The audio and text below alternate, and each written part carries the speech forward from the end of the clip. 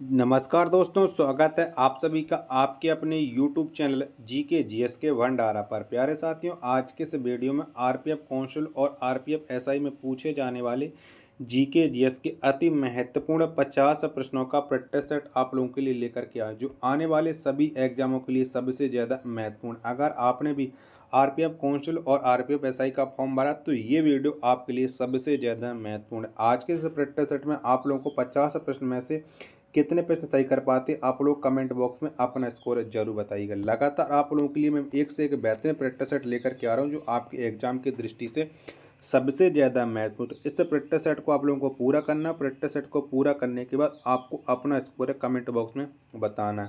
अगर आपको ये प्रैक्टिस सेट पसंद आता है तो वीडियो को आप लोग लाइक कर देना। चैनल को आप लोगों ने अभी तक सब्सक्राइब नहीं कर रखा होगा तो चैनल को आप लोग जरूर सब्सक्राइब कर लीजिएगा। तो फिर चलिए शुरू करते हैं आज का अपना ये अति महत्वपूर्ण प्रश्नों का प्रैक्टिस है। तो पहला प्रश्न है आपके सामने कि अखिल भारतीय किसान सभा के प्रथम अध्यक्ष कौन थे? तो कौन थे? तो अखिल भारतीय किसान सभा के जो प्रथम अध्यक्ष थे वो थे स्वामी सहजानंद। एक का बी ऑप्शन देने वाले सभी लोगों का राइट आंसर हो जाएगा। दूसरा प्रश्न है आपके सामने कि वन विज्ञान एवं तकनीकी संस्थान कहाँ स्थित है? तो बताओ कहाँ पर पड़ती है वन विज्ञान एवं तकनीकी संस्थान? तो ये है बंगलुरु में। दो का डी ऑप्शन देने वाले सभी लोगों का राइट आंसर हो जाएगा। तीसरा प्रश्न है आपके सामने कि वेमनाथ झील किस राज्य में है?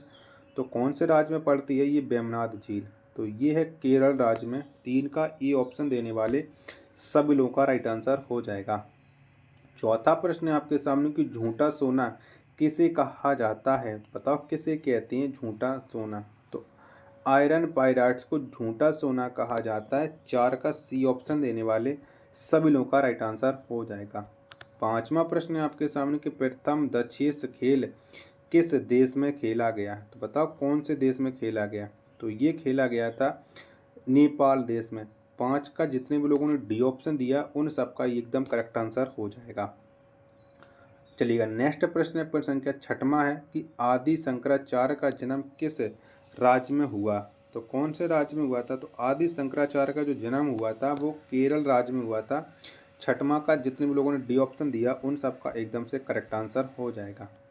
सातवां प्रश्न है आपके सामने कि संथाल जनजाति किस राज्य में पाई जाती है? तो बताओ कहाँ पर पाई जाती है संथाल जनजाति? तो ये पाई जाती है झारखंड राज्य में। सात का बी ऑप्शन देने वाले सभी लोगों का राइट आंसर हो जाएगा। नेक्स्ट प्रश्न है प्रश्न संख्या 8 है कि हिंदी दिवस किस तिथि को मनाया जाता है? तो कब मनाते हैं हिंदी दिवस? तो 14 सितंबर को हिंदी दिवस मनाया जाता है। डी ऑप्शन देने वाले सभी लोगों का राइट आंसर हो जाएगा। नेक्स्ट प्रश्न संख्या 9 है कि धौली गंगा जल विद्युत परियोजना किस राज्य में स्थित है? तो कौन से राज्य में है ये धौली गंगा जल विद्युत परियोजना? तो ये उत्तराखंड राज्य में। डी ऑप्शन देने वाले सभी लोगों का राइट आंसर हो जाएगा। अगला प्रश्न संख्या 10 है कि प्रोटीन किस गैस का प्रमुख यौगिक है? तो बताइए कौन सी गैस का प्रमुख यौगिक है प्रोटीन? तो ये है नाइट्रोजन का। ई ऑप्शन देने वाले सभी लोगों का राइट आंसर हो जाएगा। नेक्स्ट प्रश्न संख्या 11 है आपके सामने कि कुतुबुद्दीन ऐबक का मकबरा कहाँ स्थित है? तो कहाँ पर पड़ता है ये कुतुबुद्दीन ऐबक का मकबरा, ये आपको बताना है। तो ये पड़ता है लाहौर में। 11 का सी ऑप्शन देने वाले सभी लोगों का राइट आंसर हो जाएगा।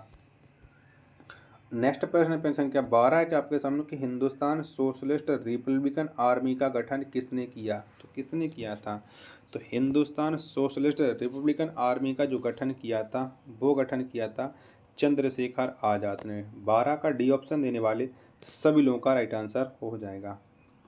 प्रश्न संख्या 13 है आपके सामने कि वेदों के पुनरुत्थान का श्रेय किन्हें जाता है? बताओ किसको जाता है वेदों के पुनरुत्थान का श्रेय? तो ये जाता है दयानंद सरस्वती को। 13 का बी ऑप्शन देने वाले सभी लोगों का राइट आंसर हो जाएगा। साथियों, इस वीडियो को अभी तक आप लोगों ने शेयर नहीं कर रखा होगा तो प्लीज़ आप लोग शेयर जरूर कर दीजिएगा, आपकी बहुत बहुत मेहरबानी होगी।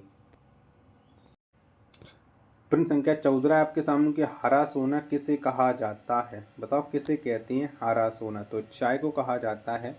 सी ऑप्शन देने वाले सभी लोगों का राइट आंसर हो जाएगा। प्रश्न संख्या 15 आपके सामने क्रिकेट में भूमि से स्टंप की ऊंचाई कितनी होती है? तो कितनी होती है? तो क्रिकेट में जो भूमि से स्टंप की ऊंचाई होती है वो 28 इंच होती है। 25 का डी ऑप्शन देने वाले सभी लोगों का राइट आंसर हो जाएगा। 16वां प्रश्न है आपके सामने कि रग्बी खेल के प्रत्येक पक्ष में कितने खिलाड़ी होते हैं, तो कितने होते हैं। तो रग्बी खेल के प्रत्येक पक्ष में जो खिलाड़ियों की संख्या है वो है 15। 16 का डी ऑप्शन देने वाले सभी लोगों का राइट आंसर हो जाएगा। प्रश्न संख्या 17 है आपके सामने, कालिदास सम्मान किस राज्य सरकार द्वारा दी जाती है। तो कौन सी सरकार है वो कालिदास सम्मान प्रदान करती है। तो मध्य प्रदेश सरकार के द्वारा दिया जाता है कालिदास सम्मान। 17 का बी ऑप्शन देने वाले सभी लोगों का राइट आंसर हो जाएगा। 18 प्रश्न आपके सामने कि संगम साहित्य की रचना किस भाषा में की गई। तो कौन सी भाषा में की गई है संगम साहित्य की रचना। तो ये की गई है तमिल भाषा में। 18 का सी ऑप्शन देने वाले सभी लोगों का राइट आंसर हो जाएगा। प्रश्न संख्या 19 से आपके सामने कि अयोध्या में स्थित बाबरी मस्जिद का निर्माण बाबर के आदेश पर किसके द्वारा करवाया गया था। तो किसने करवाया था बाबरी मस्जिद का निर्माण। तो ये करवाया था मीर बकी ने। 19 का ए ऑप्शन देने वाले सभी लोगों का राइट आंसर हो जाएगा। 20वां प्रश्न आपके सामने, किस मुगल शासक का मकबरा भारत में नहीं है। तो इनमें से एक मुगल शासक इनका मकबरा भारत नहीं है, वो कौन से मुगल शासक है। तो वो हैं जहांगीर। 20 का बी ऑप्शन देने वाले सभी लोगों का राइट आंसर हो जाएगा। 21वां प्रश्न आपके सामने कि आयरन शब्द का संबंध किस खेल से है। बताओ कौन से खेल से संबंध रखता है ये आयरन शब्द। तो इसका जो संबंध है वो है गोल्फ से। 21 का डी ऑप्शन देने वाले सभी लोगों का राइट आंसर हो जाएगा। 22वां प्रश्न है आपके सामने कि हंगरी स्टोन्स पुस्तक के लेखक कौन है। तो कौन है। तो हंगरी स्टोन्स इस पुस्तक के जो लेखक हैं वो हैं रविंद्रनाथ टैगोर। 22 का ए ऑप्शन देने वाले सभी लोगों का राइट आंसर हो जाएगा। 23वां प्रश्न है आपके सामने कि सल्तनत काल में सदका किस प्रकार का कर था। तो बताओ ये कैसा कर था सदका। तो सदका यह एक धार्मिक कर था। 23 का सी ऑप्शन देने वाले सभी लोगों का राइट आंसर हो जाएगा। 24वां प्रश्न है आपके सामने कि आपात उपबंध किस देश से लिया गया है। तो बताओ कौन से देश से लिया गया आपात उपबंध। तो ये लिया गया जर्मनी देश से। 24 का बी ऑप्शन देने वाले सभी लोगों का राइट आंसर हो जाएगा। प्रश्न संख्या 25 से आपके सामने कि पटना उच्च न्यायालय की स्थापना किस वर्ष हुई थी। तो कब हुई थी पटना उच्च न्यायालय की स्थापना। तो 1916 में हुई थी। 25 का सी ऑप्शन देने वाले सभी लोगों का राइट आंसर हो जाएगा। 26वां प्रश्न है आपके सामने कि हिंदुस्तान शिपयार्ड लिमिटेड की स्थापना किस वर्ष हुई। तो कब हुई थी। तो हिंदुस्तान शिपयार्ड लिमिटेड की जो स्थापना हुई थी वो 1952 में हुई थी। 26 का बी ऑप्शन देने वाले सभी लोगों का राइट आंसर हो जाएगा। 27वां प्रश्न है आपके सामने कि अलाई दरवाजा का निर्माण किसने किया। तो किसके द्वारा ये किया गया था अलाई दरवाजा का निर्माण।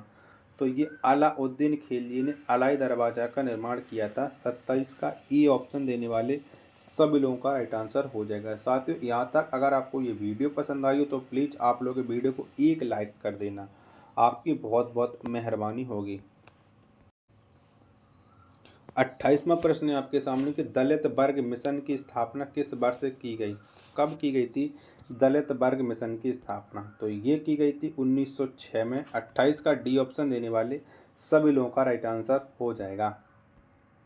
29वां प्रश्न है आपके सामने कि भारत छोड़ो आंदोलन के बाद महात्मा गांधी को कैद करके कहाँ रखा गया था। तो कहाँ पर रखा गया था। तो महात्मा गांधी को रखा गया था आगा खां पैलेस में। 29 का बी ऑप्शन देने वाले सभी लोगों का यह राइट आंसर हो जाएगा।